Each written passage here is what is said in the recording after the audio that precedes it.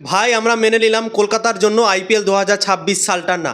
Kolkata night Riders আইপিএলের ইতিহাসে কোনোদিনও এতটা খারাপ ক্রিকেট খেলেনি। প্রথম 5টা ম্যাচে কোনোদিনও কলকাতা নাইট রাইডার্স জয় পায়নি, এরকম কোনোদিনও হয়নি। প্রথম 5টা ম্যাচে কলকাতা জয় পেয়েছি এর আগে, কিন্তু আইপিএল 2026 সালে এরকম প্রথমবার হয়ে গেল কি কলকাতা নাইট রাইডার্স 5টা ম্যাচ খেললো এবং একটাও জয় এখন পর্যন্ত তুলতে পারেনি। বন্ধুরা, আইপিএলে প্রথমবার এরকম হলো এবং কলকাতা জঘন্য একটা রেকর্ড বানিয়ে ফেলেছে। বন্ধুরা কি বলবো ভাই, আজকে বোলিং ভালো হলো তো আজকে ব্যাটিং ভালো হলো না। সত্যি ভাই ভাষা হারিয়ে ফেলেছি কলকাতার এই পারফরম্যান্স দেখে। কলকাতা 3বার চ্যাম্পিয়ন হয়েছে এবং সেই চ্যাম্পিয়ন টিমের হাল দেখে সত্যি আমি অবাক যাচ্ছি। কি ক্রিকেট খেলছে ভাই, আজকে ব্যাটিংই চললো না, আজকে বোলিংটা ভালো করলো। শুরুর দিকে তো প্রথম 10 ওভারে অনেকগুলো মার খেয়ে নিয়েছিল, 10-এর ওপরও রান যাচ্ছিল চেন্নাই সুপার কিংসের।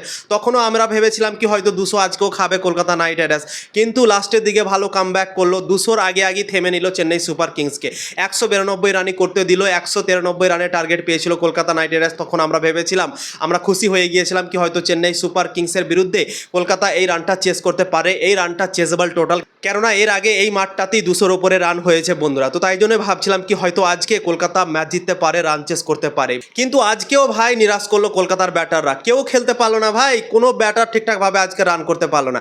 আজকে তো ওপেনিং কম্বিনেশনও চেঞ্জ করে দিয়েছিল, সুনীল নারায়ণ আর ফিন অ্যালানকে ওপেন দিয়েছিল আজকে। প্রথম 4টা ম্যাচে আজিঙ্কে রাহানে আর ফিন অ্যালান ওপেন করছিল, কিন্তু সেই জিনিসটাকে পরিবর্তন করে আজকে নারায়ণকে ওপেন দিয়েছিল, কিন্তু ফিন অ্যালান আউট হয়ে গেল খুবই তাড়াতাড়ি। ফিন অ্যালান নিরাশ করছে ভাই, 5টা ম্যাচ খেললো, 5টা ম্যাচে খুব একটা সে ভালো পারফরমেন্স দিতে পারেনি। যতটা আশা তার কাছ থেকে ছিল সেই আশাতে খাড়ো হতে পারেনি। কলকাতার ফ্যানদের মন ভেঙে দিয়েছে ফিন অ্যালান, যেভাবে ফর্ম দেখিয়েছিল টি20 বিশ্বকাপে সেই জিনিসটা ভাই করতে পারলো না ফিন অ্যালান। এবং আমার মনে হয় অনেক হলো, ফিন অ্যালানকে আমার মনে হয় বসানো উচিত এবং তার জায়গায় অন্য কোনো কাউকে নিয়ে আসা উচিত, টিম সাইফার্টকে নিয়ে আসা উচিত। তো ফিন অ্যালান আউট হয়ে গেল খুবই তাড়াতাড়ি। তারপর সুনীল নারায়ণ 24 রান করে সেও আউট হয়ে গেল 17 বলে। তারপর 3 নম্বরে ব্যাটিং করতে এসেছিল আজিঙ্কে রাহানে ক্যাপ্টেন, সেও 22 বলে 28 রান করে আউট এবং আঙ্কিরিশ রঘুবংশী 27 রান করে আউট। এবং রিঙ্কু সিং এর ওপরে যে সব থেকে বেশি ভরসা থাকে কেকেআর ফ্যানদের, রিঙ্কু সিংকে ভয়েস ক্যাপ্টেনও করা হয়েছে কলকাতা নাইট রাইডার্সের। সে আজকে পুরোপুরি নিরাশ করেছে, 12 বলে মাত্র 6 রান করেছে। এই আইপিএল 2026 সালে তো পুরো আউট অফ ফর্ম মনে হচ্ছে রিঙ্কু সিং,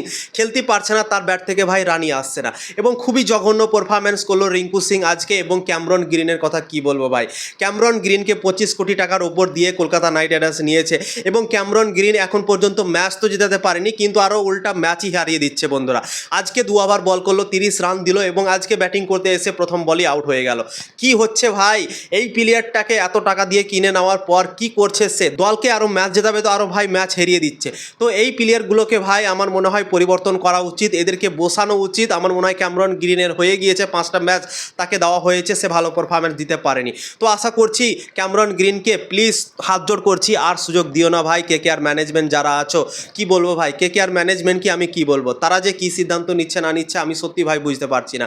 তো কেকেআর দল আজকেও ম্যাচ হেরে গেল, 32 রানে ম্যাচ হেরে গেল, 160 রানই করতে পারলো 7 উইকেট হারিয়ে।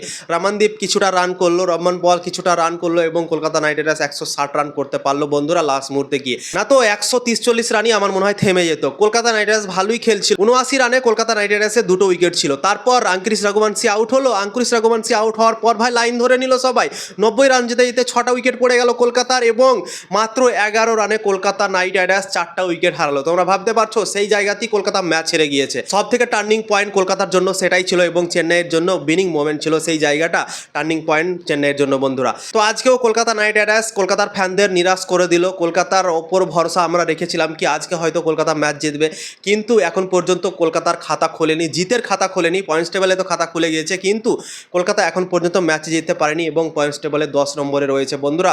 সত্যি আমরা কল্পনাও করতে পারিনি আইপিএল 2026 সালটা শুরু হওয়ার আগে কি কলকাতার এই হাল হবে, এত বাজে ক্রিকেট খেলবে, সত্যি ভাই আমরা ভাবিনি। তো এর পরে ম্যাচে আমার মনে হয় অবশ্যই পরিবর্তন করতে হবে, 2-3টে পরিবর্তন করতে হবে দলে। বলিংয়ে আমার মনে হয় একটা পরিবর্তন করতে হবে, ভেবা বড়রাকে আমার মনে হয় বসাতে হবে, তার যেরকম ফর্ম চলছে। আজকে 4 ওভারে 55 রান সে দিয়েছে, সব থেকে বেশি রান দিয়েছে। এবং ব্যাটিংয়ে তো ক্যামরন গ্রিনকে আমার মনে হয় বসানো উচিত, তার দ্বারাই হচ্ছে না। রিঙ্কু সিংকে নিয়েও ভাই ভাবনা চিন্তা করতে হবে, তাকে কিভাবে ফর্মে আনা যায়, কিভাবে সে ভালো ক্রিকেট খেলবে, তাকে ব্যাটিং কোচের সাথে কথা বলা উচিত আমার মনে হয় বন্ধুরা। তো আজকেও ভাই নিরাশ করলো কলকাতা নাইট রাইডার্স, আমরা ভাবিনি কি এতটা বাজে ক্রিকেট খেলবে বন্ধুরা।